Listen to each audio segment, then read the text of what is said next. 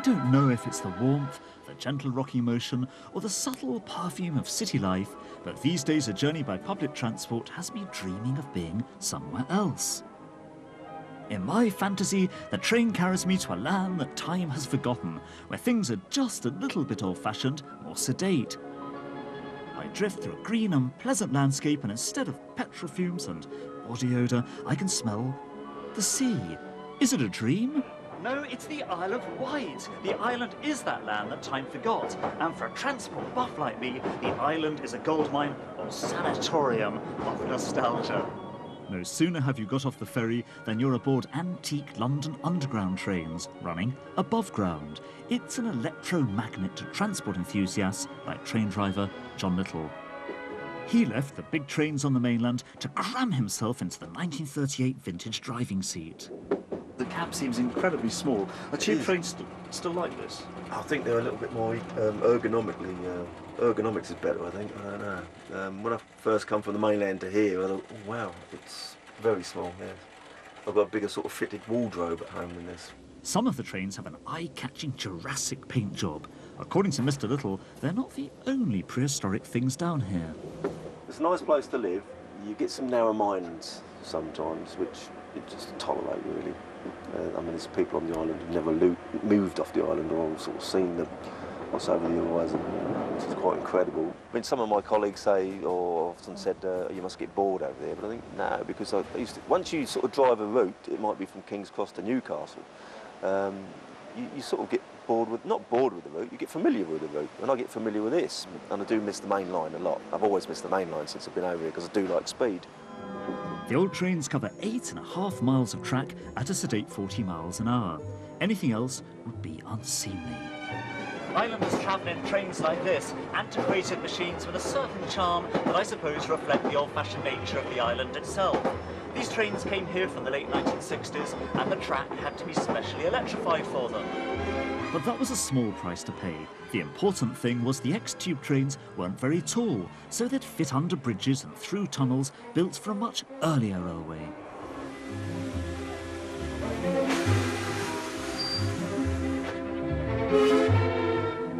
The island once boasted a full-time steam line.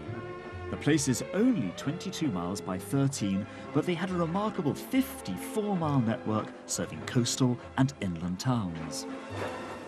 But you know the rest of the story. By the late 1950s, the money rolling in wasn't enough to keep trains rolling out across an island where the population of red squirrels outnumbers that of people. And bit by bit, and rather stealthily, the lines were ripped up.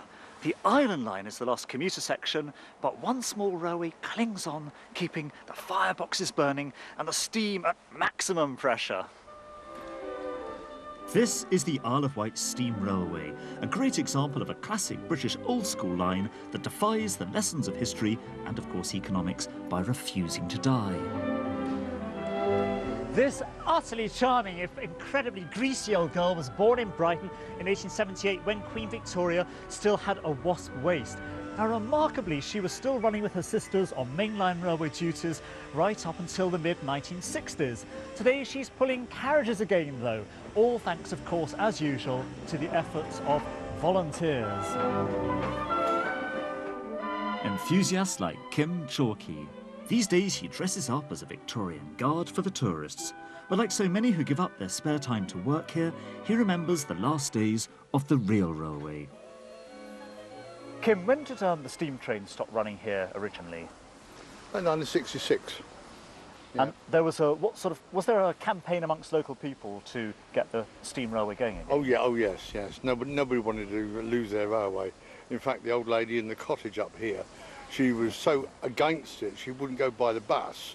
She would walk in to ride rather than get the bus. And what about today, Kim? What sort of people use the railway today? It's everybody. It's a holiday industry, you know, and you get every sort of person here, you know. Yeah, we call them anoraks.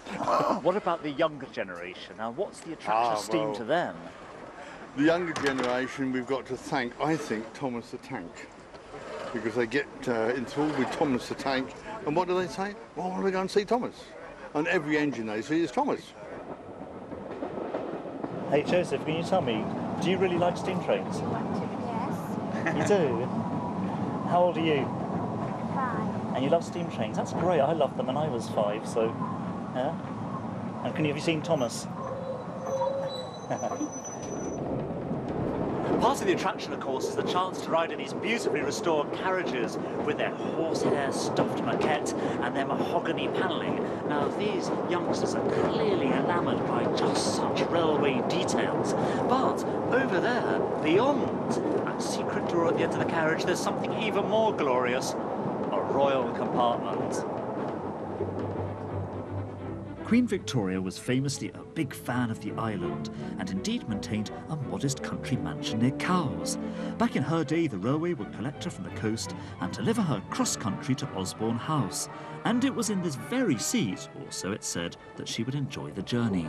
We were not abused.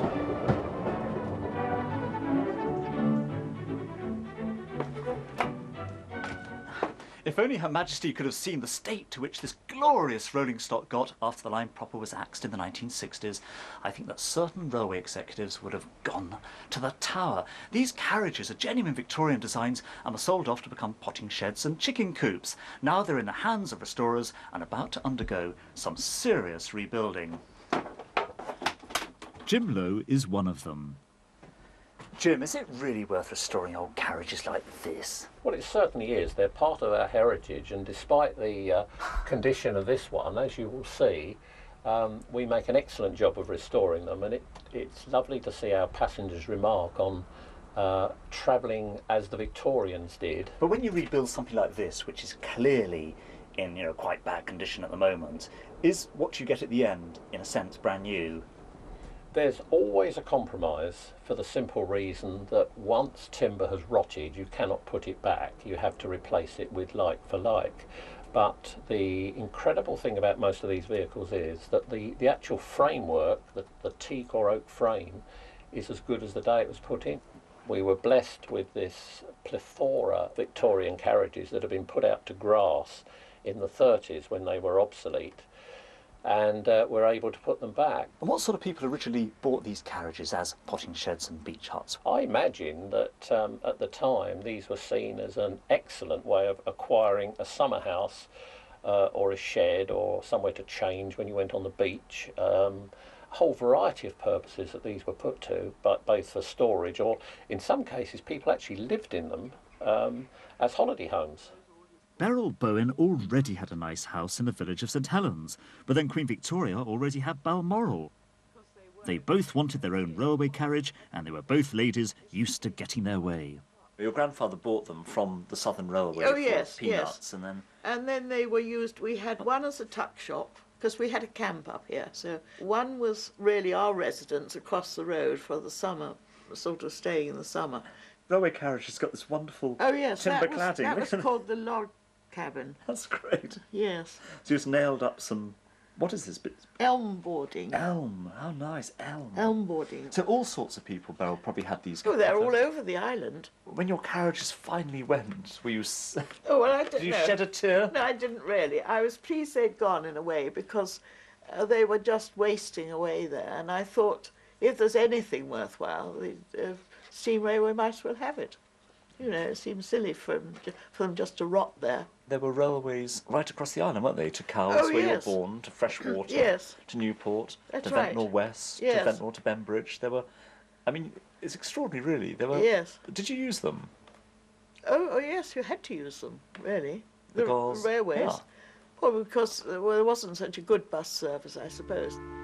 All right, these days there are buses, but it's still the land that time forgot. It's not just the pace of life or the fact that there isn't a fast food outlet every 100 metres, or rather yards, or that the ethnic minority is a bit too much of a minority. This is a pounds, shillings and pence sort of place, and in my opinion, not so bad. But being a little old-fashioned doesn't mean it has to be behind the times, of course, and those pounds, shillings and pence still have to add up. Railways only work when there are bottoms on seats. The dear old underground trains may look quaint, but they've got a job to do. This is why the 8.5 miles of Island Line succeeds where so many old railway routes have failed. It provides an essential service, bringing people here to ferries. Everyday commuters from across the island travel from here across to the mainland there, coming back each evening to what I consider to be this little slice of real Britain. Brian Hinton is one of them, back and forth to the mainland like a demented water beetle. The shock of getting off a ferry, and then you get into, you know, and you think, well, I've escaped the city, and there is a tube train waiting for you, and it takes you through all these sort of tunnels, and again, tube train that used to go through the grime of London, and there they are going through green fields and with glimpses of the sea, you know. Brian is one of the many hippies who came for the Isle of Wight Rock Festival in 1970 and fell in love with the place. The Isle of Wight's always been about 30 years behind the culture on the mainland, so you really were when it now feels like the 50s. It was then probably in the time of Tennyson. Apart from a few cars, I mean, it hadn't really changed much, you know. So yeah, it was a culture shock in every sense. Yeah. You yourself have said that the island's quite a peaceful place. You cross the Solent and everything changes. I mean, is that the real attraction of the place? It's completely remote and beautiful. I love the landscape of the West Wight. It changes every day. I've always had a bolt hole on the mainland, so I've never lived on the Isle of Wight for good. I love London, you know. I mean, but I come down, and suddenly you're aware of all the colours and the sound and the smell of seaweed and whatever, and a huge sense of peace. I get on that ferry and come to the island. You really feel all that sort of tension lifting.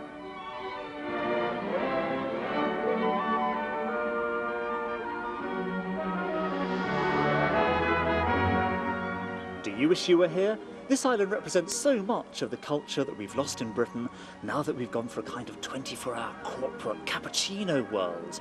But actually that's the very reason why so many people come here, the very sort who like to collect Routemaster buses and jigsaws and go on seaside holidays or create private collections of cast iron General Post Office pillar boxes. Now it's true that you have to get the balance right, and that too much of a good thing is bordering on the unusual. But then the unusual, as opposed to the banal, is always something worth celebrating. Stay with us for Channel 4 News at noon. That's next.